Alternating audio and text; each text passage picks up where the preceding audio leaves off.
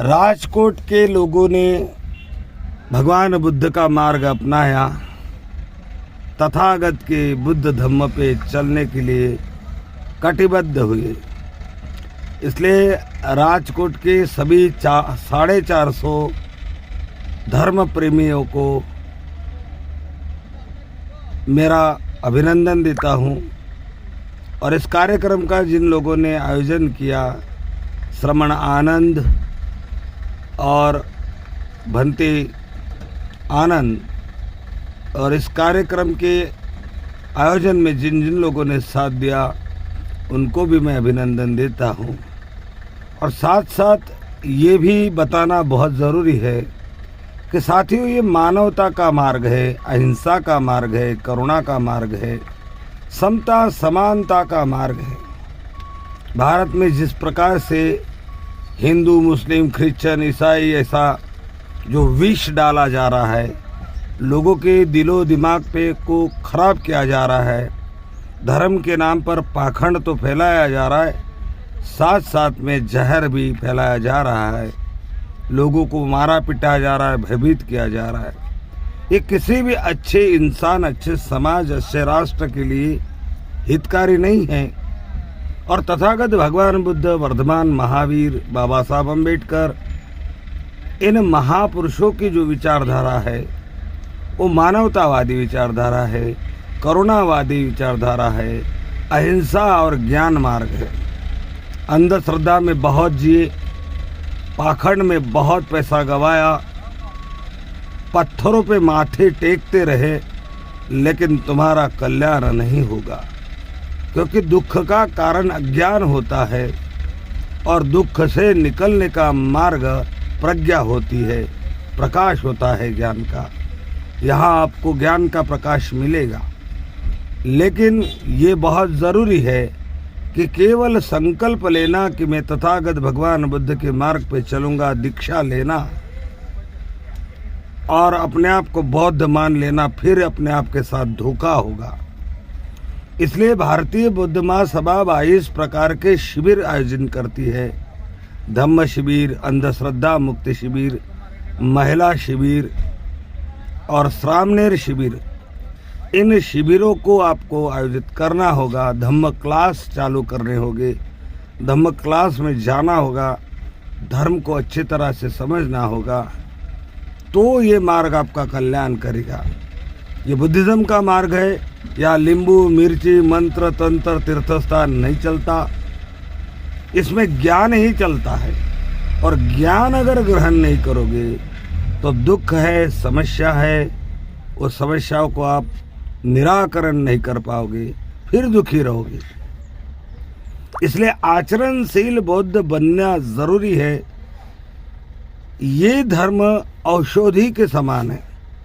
औषधं उत्तंग वरम, इसको औषध कहा गया है, और जीवन के दुखों से मुक्त होने का सबसे अच्छा औषध कहा गया है।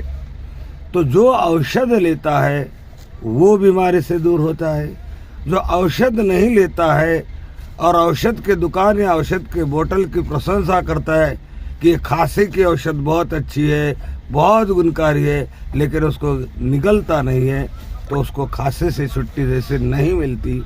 उसी तरह से बुद्धिज़्म बहुत महान है, इसमें कोई शक नहीं है, लेकिन इसको अगर आप जीवन में नहीं उतारोगे, उसके सिद्धांतों का अमल नहीं करोगे, पंचशीलों का पालन नहीं करोगे, ध्यान नहीं करोगे, मन को शुद्ध नहीं करोगे, काया और वाचा के विचार व्यवहार इसमें परिवर्तन नहीं करोगे, तो जैसे थे, जहाँ से आए थे वही रहोगे।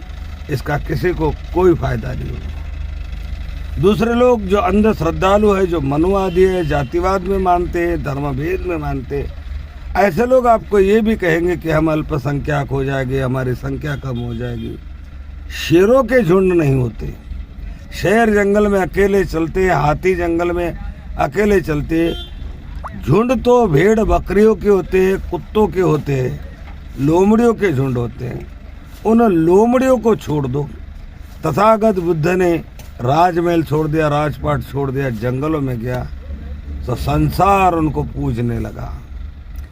वर्धमान महावीर भी राजा के पुत्र थे, राजमहल छोड़ दिया, राजपाट छोड़ दिया, अकेले जंगल में गए, दुनिया उनको पूछती है। वो 5 ब्राह्मण पंडित जिन्होंने धर्म स्वीकार किया, भगवान बुद्ध को गुरु माना, मार्गदाता माना, उन 5 लोगों के कारण सारा विश्व बौद्धमय बन गया।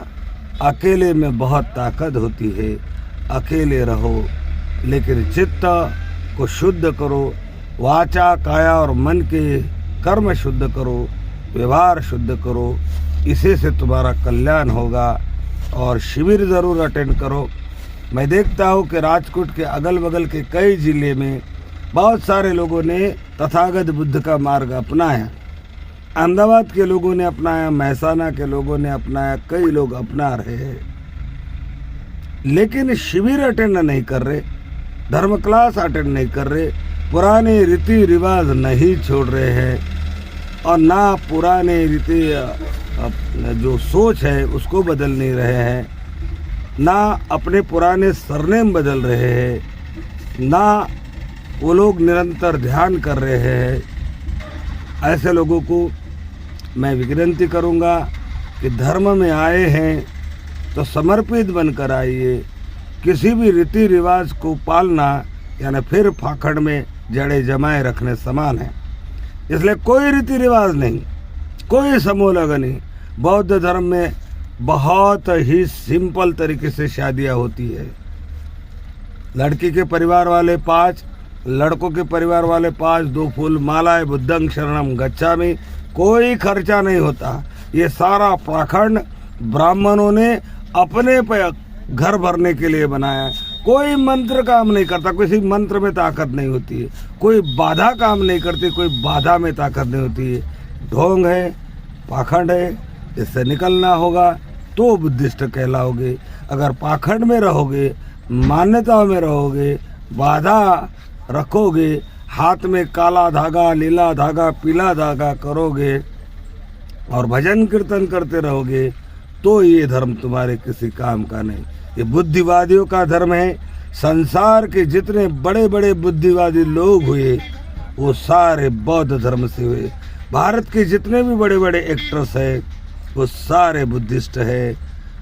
चाइना, जापान ये देश तरक्की कर रहे हैं क्योंकि वहाँ बुद्धिज़्म है, वहाँ पाखंड नहीं है, वहाँ नदी में नहाने से कोई पाप मुक्त नहीं होता, वहाँ किसी मंत्र रटने से किसी का धोखा नहीं टलता, किसी की बीमारी नहीं जाती, वो लोग जानते हैं। इसलिए पाखंड में नहीं पड़ते। तो पाखंड से निकलोगे तो बुद्धिस्ट कहलाओगे। तो पाखंड से निकले, लेकिन केवल पाखंड से निकलना पर्याप्त नहीं होगा। तुम्हें समता, समानता, बंधुत्व के लिए काम करना होगा। मानवता की स्थापना करने के लिए आगे आने होगा। इसमें कोई बड़ा नहीं, कोई छोटा नहीं और कोई अध्यक्ष नहीं, कोई कार्यकर्ता नहीं, सभी लीडर हैं। लेकिन लीडरों में भी एकता होनी चाहिए। संघं शरणम तभी होगा जब सब मिलकर काम करेंगे, एक साथ काम करेंगे। सरनेम तुरंत बदले और अपने सरनेम केवल 3 प्रकार के ही हो, केवल बुद्ध प्रिय, धम्म प्रिय या संघ प्रिय। 3 प्रकार के ही सरनेम बुद्धिज्म को सुशोभित करते हैं। 3 प्रकार के सरनेम से ही बुद्धिस्ट आदमी पहचाना जाता। और ये 3 प्रकार के सरनेम अपने आप में एक ताकत है।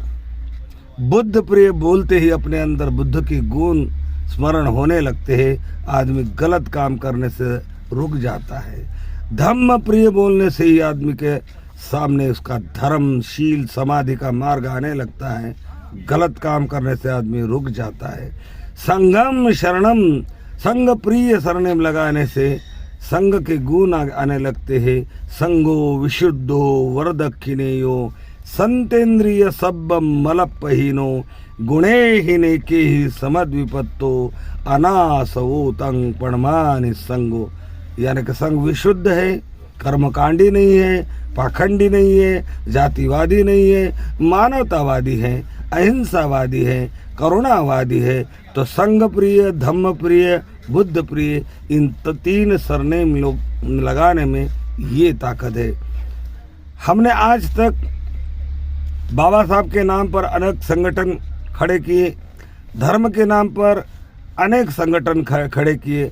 डॉक्टर बाबा साहब अम्बेडकर ने संगठित होने के लिए कहा तो हम संगठन के नाम पे विभाजित हुए। ब्राह्मणों ने जातिवाद के नाम से, वर्णवाद के नाम से विभाजित किया। महात्मा ज्योतिराव फुले, बाबा साहब, बुद्ध ने हमें धर्म के नाम से संगठित किया, लेकिन हमने धर्म के भी अलग संगठन बना दिए और विभाजित हुए। समाज के नाम पर अलग संगठन बना दिए, विभाजित हुए। और अब सरनेम अलग अलग सरनेम के नाम पे भी अगर विभाजित रहोगे तो तुम बुद्धिस्ट नहीं। इसलिए सरनेम भी केवल 3 प्रकार के, बुद्ध प्रिय, धम्म प्रिय, संघ प्रिय। कोई पाखंड नहीं। इस दुनिया में तुम्हारा कोई दुश्मन नहीं, ना मुसलमान दुश्मन, ना सिख दुश्मन, ना ईसाई दुश्मन, ना कोई हिंदू दुश्मन। ये दुश्मनी, ये धर्म भेद उनको मुबारक, हमें तो सत्य सनातन तथागत भगवान बुद्ध का मार्ग मुबारक।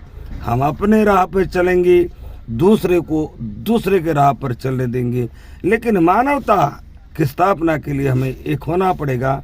इस देश में करुणा, अहिंसा, बंधुत्व की स्थापना के लिए हमें काम करना पड़ेगा, तभी बुद्ध कहलाओगे।